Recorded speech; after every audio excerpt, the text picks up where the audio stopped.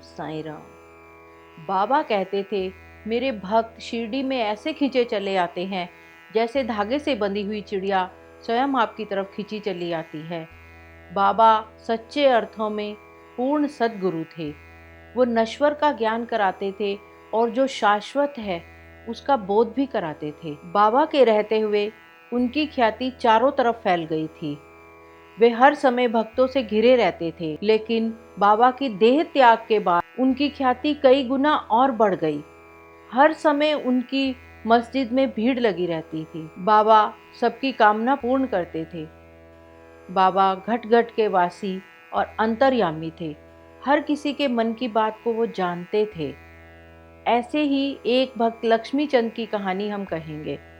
Laxmichand railway में नौकरी करते थे। एक दिन उन्हें सपने में एक बुजुर्ग जो दाढ़ी रखे हुए थे दिखाई दिए और अगले दिन उन्हें दत्तात्रेय अपने मित्र के यहाँ दास गुण का कीर्तन सुनने का अवसर मिला। दास गुण की आदत थी कि जब वो कहीं भी कीर्तन करते थे तो भक्तों के समक्ष बाबा की तस्वीर रख दिया करते थे। जब लक्ष्मीचंद दत्तात्रेय के यहाँ दास गुण का कीर्तन सुनने पहुंचे तो बाबा की तस्वीर को देखते ही नजर नहीं हटा सके। एक टक बाबा की तस्वीर को देखते ही रह गए।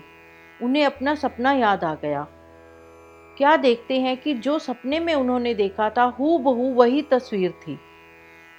और दास गुण जो थे वो इतने अच्छे और इतने मधुर भजन गाते थे। वो लक्ष्मीचंद उन भजनों में इतना खो गए, बाबा में आसक्ति हो गई उनकी, और वो उन्होंने शिरडी जाने का मन बना लिया। घर आते आते रात के 8 बज गए और शिरडी जाने का मन वो पक्का बना चुके थे। क्या देखते हैं कि कुछ समय के बाद ही उनके घर का दरवाज़ा खटखटाता है और जाकर खोलते हैं तो उनका एक मित्र शिवदास आया होता है। वह उनसे पूछता है, क्या शिरडी चलोगे?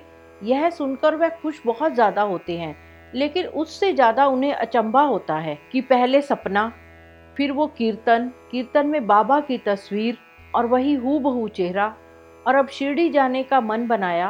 कुछ समय हुआ मुझे यह विचार अपने मन में किए तो मेरा शिरडी जाने के लिए मित्र का पूछना, यह सब एक संयोग कैसे? उसने सोचा कि अब मैं सबसे पहले शिरडी ही जाऊंगा। एक मारवाड़ी से 15 रुपये उधार लेकर उन्होंने शिरडी जाने का टिकट करा लिया। और जब वो गाड़ी में बैठे तो रास्ते में बहुत देर तक अपने मित्र के साथ बाबा के भजन गाने लगे। और उस गाड़ी में कुछ मुसलमान लोग भी बैठे थे जो कि शिरडी के आसपास के गांव से लौट रहे थे।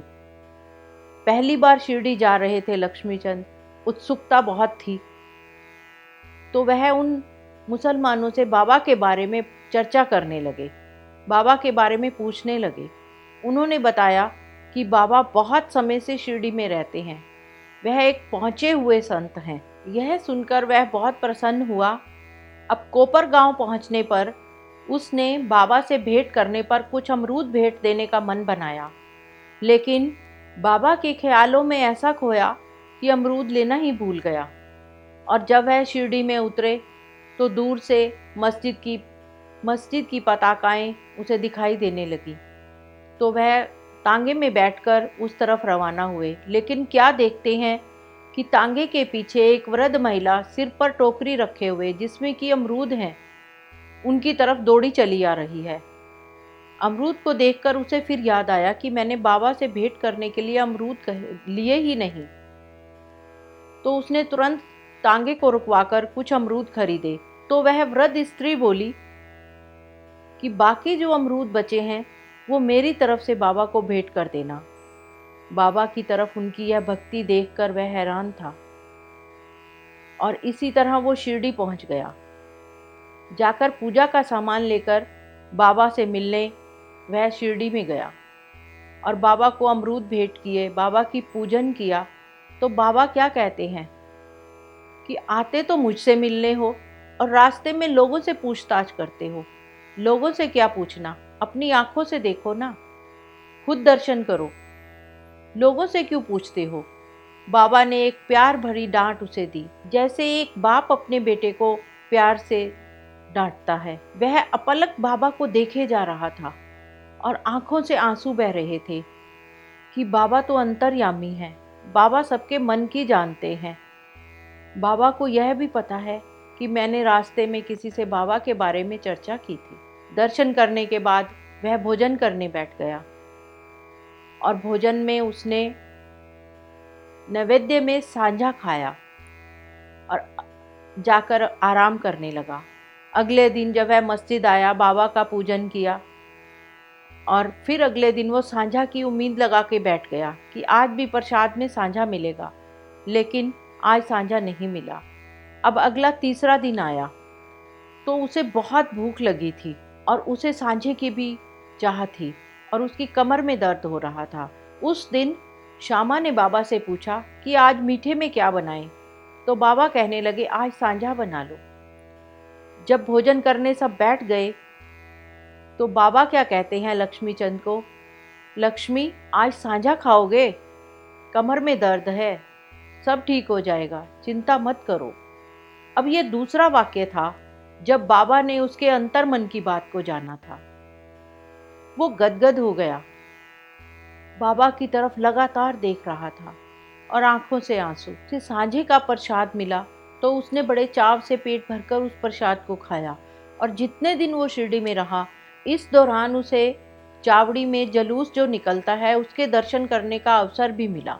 जिस दिन जलूस निकला उस दिन बाबा को कफ की बड़ी तकलीफ हो रही थी। बाबा बड़े परेशान हो रहे थे।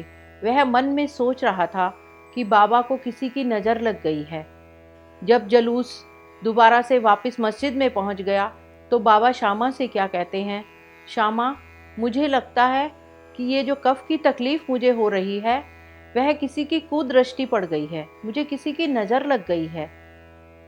मस्जिद में बैठे और लोगों को कुछ भी समझ में नहीं आया, लेकिन हाँ, लक्ष्मी समझ गया कि बाबा ने उसके मन की बात को पढ़ लिया है।